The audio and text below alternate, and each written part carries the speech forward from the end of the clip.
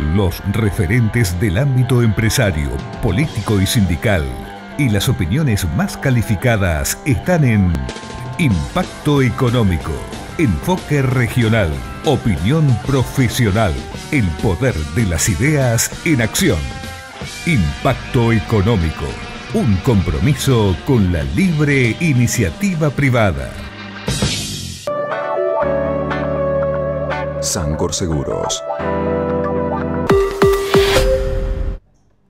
Bienvenidos, gracias por estar. La economía está presente en nuestras vidas, para bien o para mal, la entendamos o no la entendamos, nos guste o no nos guste, incide en nuestro estado de ánimo y esta reciente crisis es una prueba de ello. Por eso es importante, como primer paso para generar cambios, entender la realidad, la causa de los problemas para identificar, en función de ello, posibles soluciones. Los otros días un empresario pyme me decía, la verdad tengo mucha bronca porque uno trata de hacer las cosas lo mejor posible, reinvertir utilidades, aquellos que tienen utilidades, generar empleo, a pesar de la presión impositiva, de la inflación, buscamos mejorar la gestión, certificar normas ISO y nos encontramos de nuevo con estas turbulencias, la disparada del dólar, el aumento del riesgo país, aumentos en la tasa de interés. De allí la importancia, insisto, en entender los problemas para poder avanzar en algún momento en identificar soluciones de fondo. Hoy el análisis económico obviamente va a ocupar un espacio central en este programa para analizar las recientes medidas del gobierno. También vamos a mostrar la realidad de las pymes de la región, de las personas productivas que a pesar del contexto hacen y proyectan, invierten y crecen en un ambiente poco favorable. Por eso sería bueno que en algún momento tengamos un clima de negocios que no le complique la vida a la gente productiva. Comenzamos ya con el análisis económico junto al doctor Pablo Guido. ¿Cómo estás, Pablo? ¿Qué tal, Daniel? Gracias por la invitación. Me estaba acordando que creo que estuve hace un mes nada más, o sea que... ¿Menos? O menos, o sea... Y cambió. Viste que a los economistas los llaman cuando hay un problema económico bastante grande. Sí.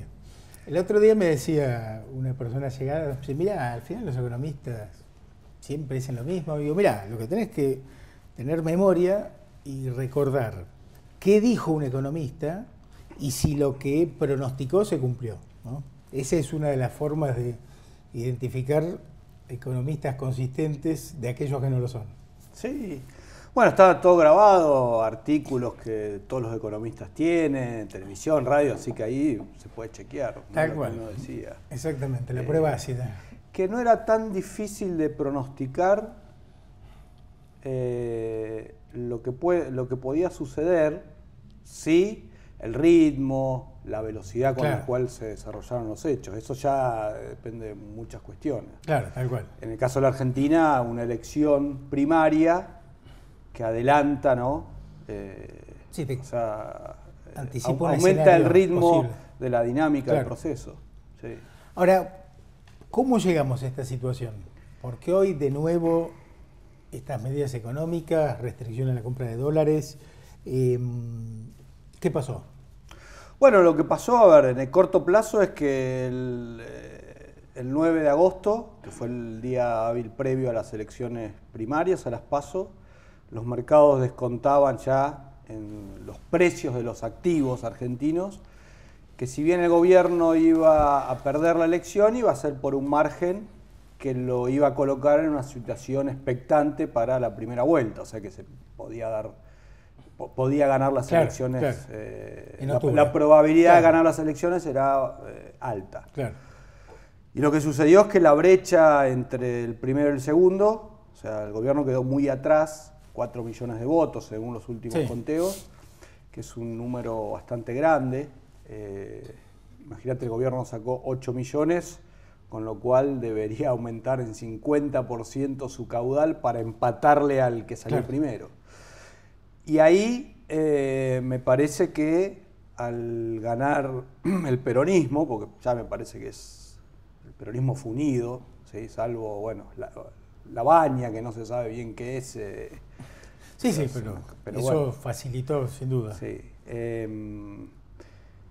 Genera dudas en los llamados mercados. A ver, mercados son personas, instituciones, bancos, fondos de inversión que tenían activos financieros de la Argentina y frente a la probabilidad cierta claro, o mayor de que en octubre cambie el gobierno, los que ocuparían a partir del 10 de diciembre el gobierno no tienen un récord, o sea, una historia muy satisfactoria claro, en términos de política económica. Claro, genera una gran desconfianza. Bueno, y eso hace que, frente al futuro, todos esos activos valgan menos, porque si la probabilidad de...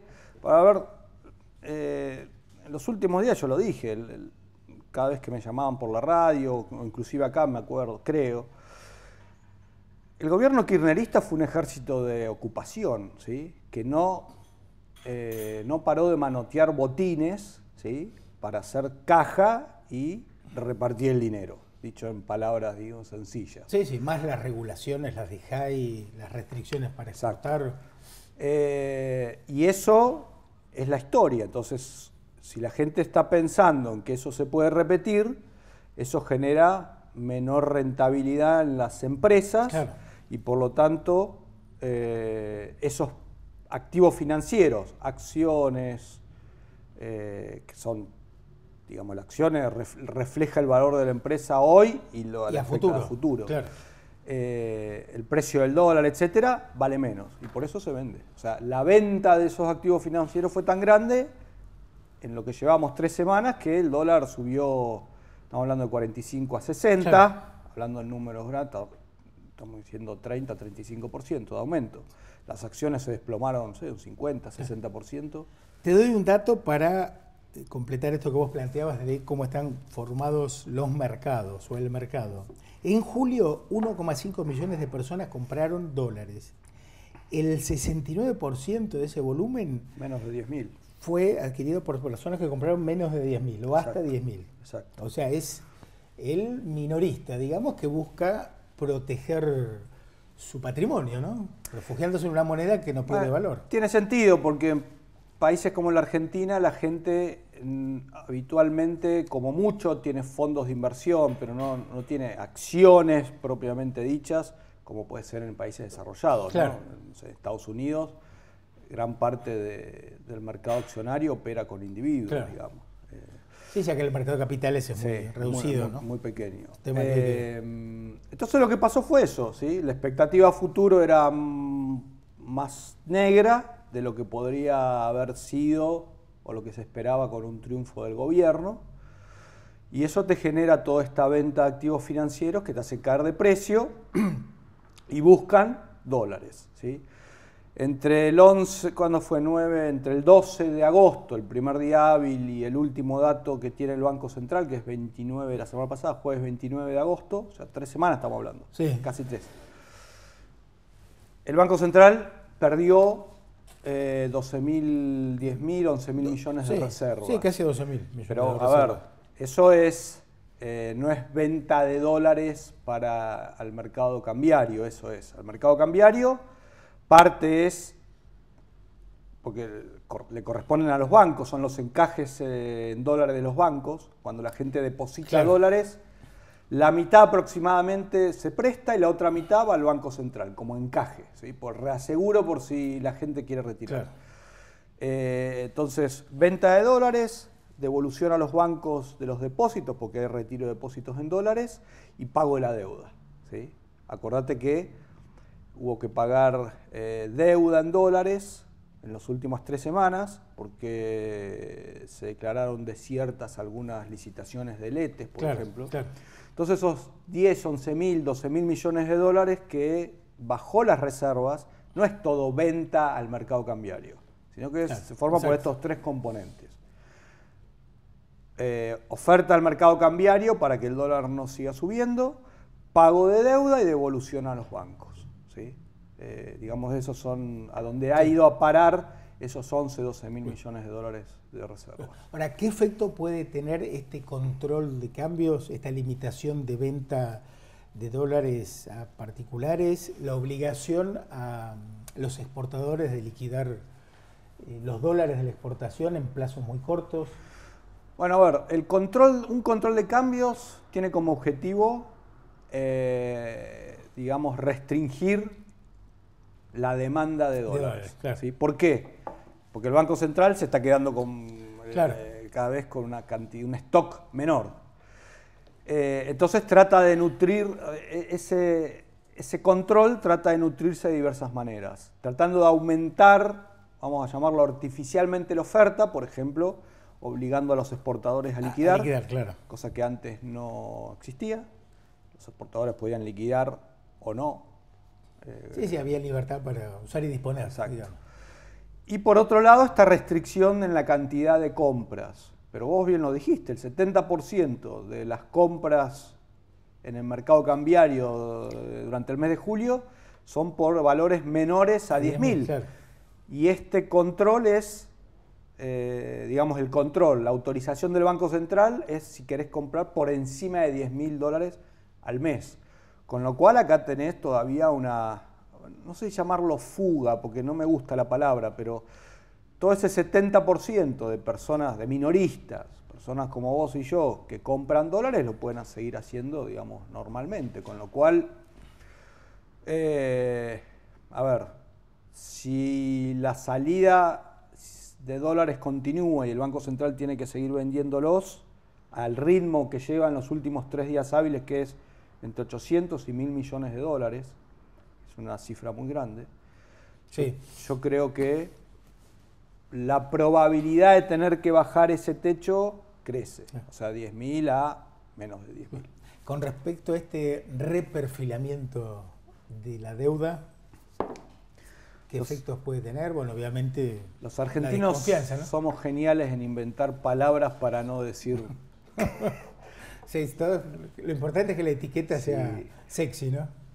La inflación, creo, ¿te acordás en el gobierno anterior era desplazamiento de los precios? Sí, claro. Bueno, a ver, esto es una reestructuración de la deuda, ¿sí? Fundamentalmente ya de las de corto plazo, todas estas letras, LETES, LECAP, LELINC, todas estas letras que vencen en este año y que el gobierno preveía renovarlas, porque se venían renovando alrededor de entre el 80 y el 90% del stock, ya la gente no quiere renovar. Claro. ¿Sí? La desconfianza hace que... La última licitación, la semana pasada, se declaró desierta. ¿Qué quiere decir? Que nadie quiso renovar estas letras, estos bonos de corto plazo. Con lo cual es una reestructuración. Por ahora, lo que te están diciendo es, lo que te iba a pagar mañana, te voy a pagar un 15%, dentro de 3 meses el 25% y dentro de 6 meses el 60% restante. No te voy a hacer ni quita de capital y te voy a reconocer los intereses hasta el momento que te lo devuelva. Pero la gente que esperaba, cuando vos compraste el bono, dijiste, bueno, el 5 de septiembre yo voy a tener 100. Y ahora me están diciendo que el 5 de septiembre voy a tener 15 y el resto... O sea, es una reestructuración involuntaria. Después se van a enviar al Congreso las leyes para la reestructuración en el mercado voluntario de los bonos de más largo plazo, que eso va a ser más complicado. O sea, una reestructuración no es algo fácil porque los tenedores son miles y miles y miles. Sí, además la desconfianza que genera en cuanto a cambio en las reglas, ¿no? Sí. En lo que se había acordado. También se habló de el inicio de las conversaciones, que esto estaba descontado con el Fondo Monetario para que los pagos que había que hacerle entre el 2020 y el 2023 se reprogramen, ¿no? O sea, te hago un punto. Desde la creación del Fondo Monetario Internacional hasta ahora, ningún país, porque esto está en el estatuto del fondo, pudo lograr una quita de capital. O sea, el Fondo Monetario lo que puede hacer es reprogramar los pagos, tirarlos para adelante, pero nunca quita de capital. Claro.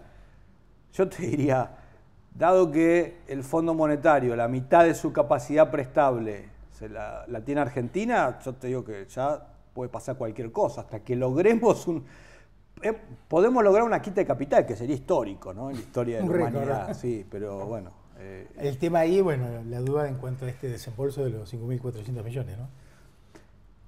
Yo creo que el Fondo Monetario no se va a arriesgar a ser el chivo expiatorio, por lo menos en los 3-4 meses que quedan, de generar una turbulencia mucho mayor de la que existe, por 5.000 millones de dólares. ¿Se parece? O sea, ya pusiste 50.000, 5.000 más. ¿Qué le hace? Claro. Y además, a ver, visto crudamente en la política, el Fondo Monetario Internacional es un organismo estatal formado por los estados, los cientos estados del planeta, en el cual la gente que tiene la potestad de decidir si prestarte o no son funcionarios públicos. El dinero no es de ellos. Sí, tal cual. Es de los contribuyentes de esos países. Claro. Pueden llegar a tener alguna represalia de haber dicho, a ver, le prestaste a tal país sabiendo que la probabilidad de devolución era muy baja, no sé, te mando a la biblioteca por 10 años a... Sí, pero digamos que la facilidad con la que se otorgan los préstamos, los incentivos son menores, ¿no? Son diferentes, son diferentes. Te propongo un paréntesis. Dale. Vamos a una pausa, vamos a continuar en el próximo bloque con el análisis económico y luego vamos a mostrar la realidad de las pymes de la región, en este caso de una pyme enfocada en el tema de la medicina, digámoslo así. Dialogaremos con los integrantes de IDAC, el Instituto de Análisis Clínicos. Pausa y venimos. Auspician este programa La Casa de las Herramientas.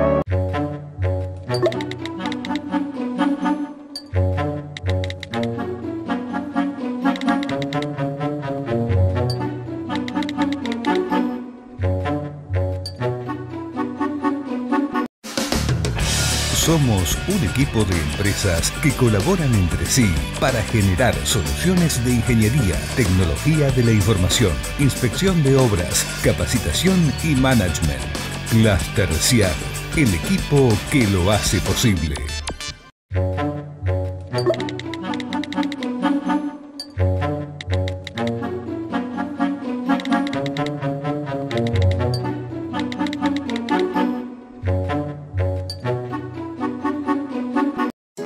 El uso de la factura digital te va a servir para mayor seguridad y agilizar el trámite con Edersa. Además, tendrás todo digitalizado en tu computadora y nos vas a ayudar a cuidar el medio ambiente.